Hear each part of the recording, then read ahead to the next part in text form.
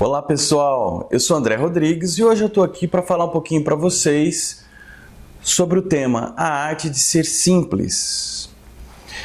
Quando eu estava na faculdade, eu fiz a faculdade de artes plásticas, depois eu fui me especializar, fui fazer arte terapia e depois psicologia junguiana, né? Na verdade o inverso, né? Psicologia junguiana, depois arte terapia. Mas quando eu estava fazendo artes plásticas, a gente tem vários professores e um deles era o Gastão. Professor fenomenal, uma figura, ele era do Rio de Janeiro. Eu nem sei se ele ainda está vivo, mas tudo bem. O Gastão, ele me marcou muito por vários aspectos, mas principalmente por um exemplo que ele deu numa aula. Quando a gente estava conversando sobre fazer muitas coisas, encher uma galeria de arte, por exemplo, e tal, ele disse assim: você já percebeu que os antigos japoneses, eles cultivam bonsais, e ao cultivar um bonsai, eles preparam, por exemplo, uma sala somente para aquele bonsai. Hoje em dia a gente entra nas galerias de arte e aquela abarrotado de quadros e esculturas, um monte de coisas. Você não entra e não sabe nem para onde olhar. Tudo, as paredes lotadas, os espaços lotados. E ele dizia o seguinte, que o simples, ele é mais belo, ele atrai mais e você consegue dar o respeito e a importância que ele tem, assim como os japoneses faziam com os bonsais. Eles tinha lá uma sala e somente um bonsai, num canto, como num altar. E aí você entrava e não tinha como não olhar para aquele bonsai. A simplicidade de colocar uma coisa, de focar em uma coisa, a simplicidade de fazer um trabalho com o bonsai, de colocar o bonsai ali, e de focar naquilo que realmente tem importância e dar o devido respeito para aquilo. Diferente da complexidade que é a nossa vida moderna hoje, nossa vida contemporânea, onde existem zilhões e zilhões de coisas, produtos, informações, enfim. Isso me marcou muito, essa história do Gastão me marcou muito, porque a gente está acostumado a pensar em encher de coisas, em pensar em zilhões de coisas, né? em querer encher de material, de conteúdo, e no fim das contas o simples e o sempre o mais difícil também é uma arte.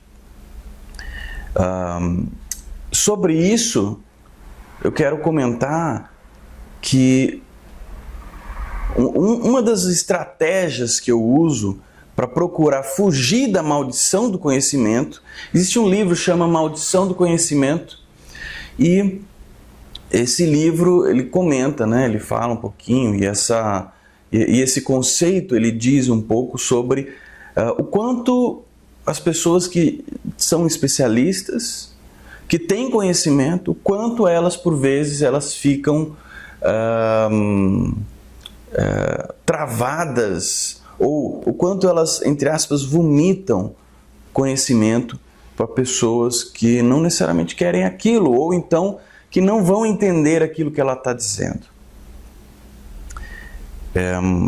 Então, no sentido de ajudar você que está me ouvindo a não se deixar prender pela maldição do conhecimento, é que eu estou gravando esse vídeo sobre simplicidade, a arte de ser simples. Isso é realmente como eu vou dizer isso? É um exercício de autoconhecimento, um exercício para a evolução do seu ser. Porque a hora que você procura ser simples, você tem que de certa maneira, você tem que não se prender ao que você já sabe. Você deve olhar para o outro, e a hora que você olha para o outro, você vê o que ele precisa. Bom, uma das estratégias que eu uso é como eu falo com meu filho, com criança. Eu trabalhei muito tempo dando aula para criança, então deu tempo de exercitar um pouco disso. E você também deve ter filho, ou deve conhecer alguém, né, alguma criança, enfim.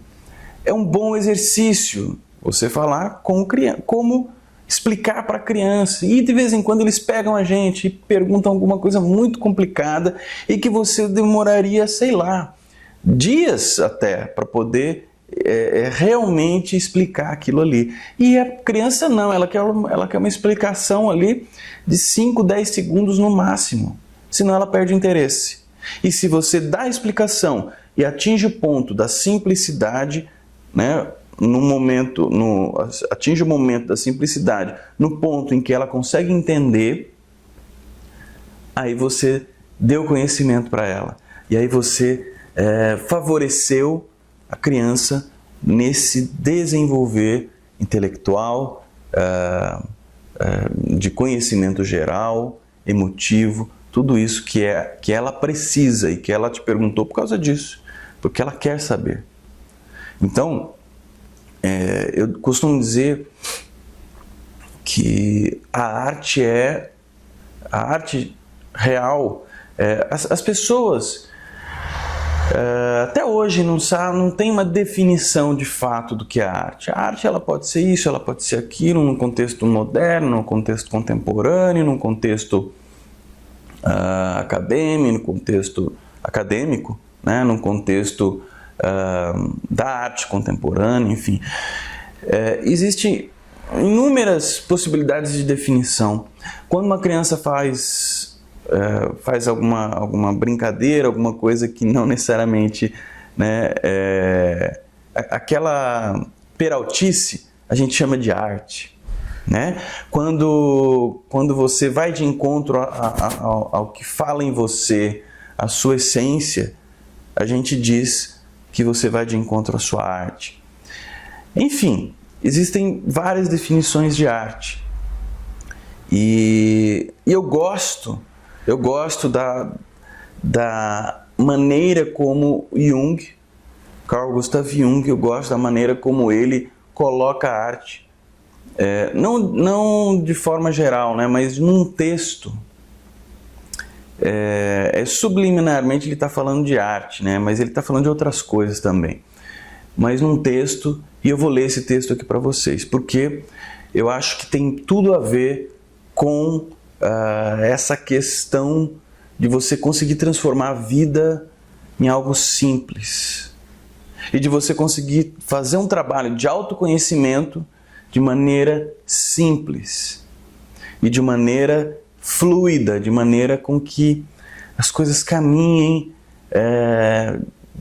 para o cerne que é você, para o seu cerne, para a sua essência, para o seu vir a ser, para tudo isso.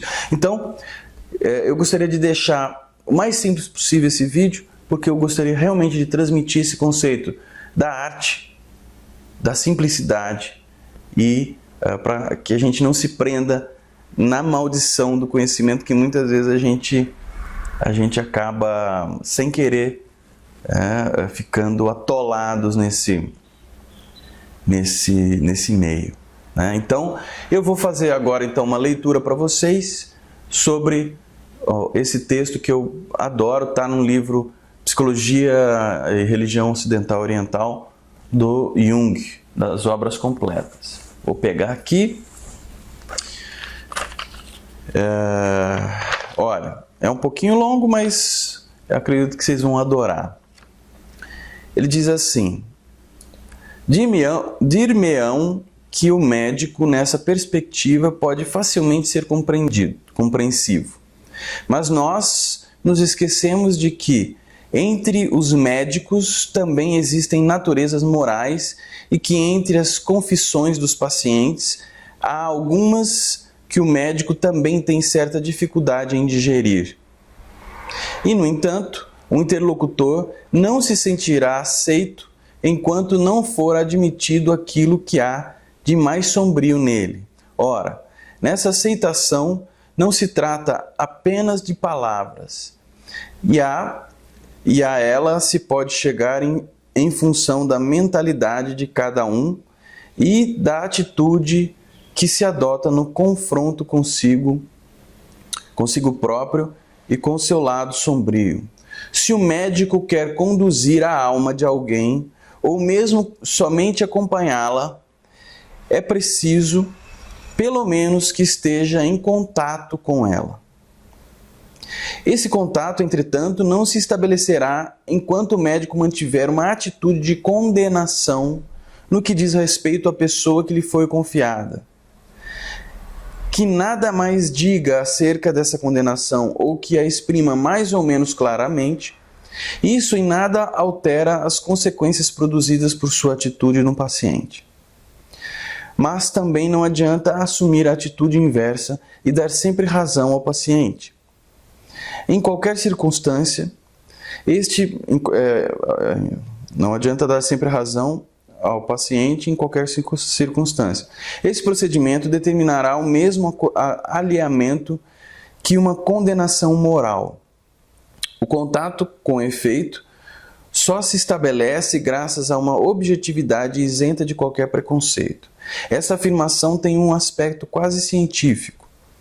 Alguém poderia confundir o meu pensamento com uma atitude puramente abstrata e intelectual. Ora, o que aqui estou dizendo é algo de inteiramente diverso.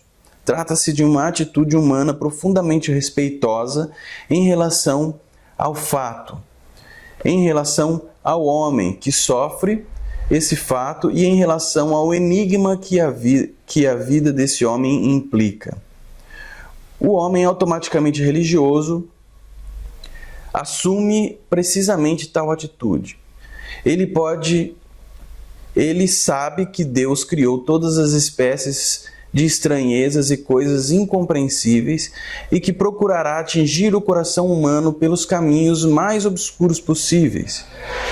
É por isso que a alma religiosa sente a presença obscura da vontade divina em todas as coisas.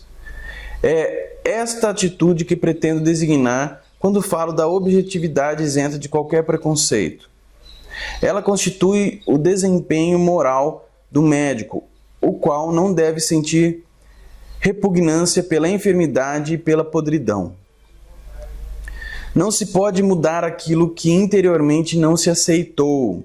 A condenação moral não liberta, ela oprime e sufoca.